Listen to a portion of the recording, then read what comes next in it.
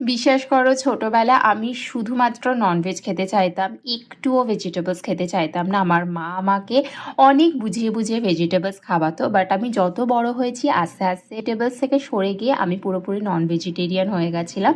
But suddenly at the age of 30 আমি এটা feel করলাম যে আমি ননভেজ খাবো না, আমি শুধু ভেজ খাবো। আর তারপরে 1.5 ইয়ার আমি শুধু ভেজ খেয়েছি। আর বিশ্বাস করো আমার কোনো রকম ক্রেভিংস হতো না ননভেজের প্রতি। বাট একটা সার্টেন টাইমের পরে হঠাৎ করে আমার খুব শরীর খারাপ হয়ে গেছিলো, আর সেই সময় যারা আমাকে দেখেছিলে তারাও জানো আমি অনেক রোগা হয়ে গেছিলাম।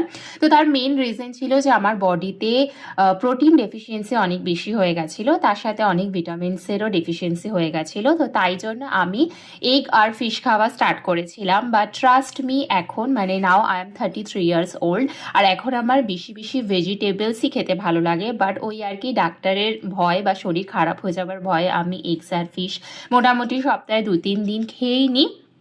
আর আজকে আমি বানিয়েছি পালক পনির সাথে পরোটা আর সাথে বোঁদে। তো চলো আমি আমার ডিনার এনজয় করি with Netflix. I will meet you super soon in my next video. Till then by.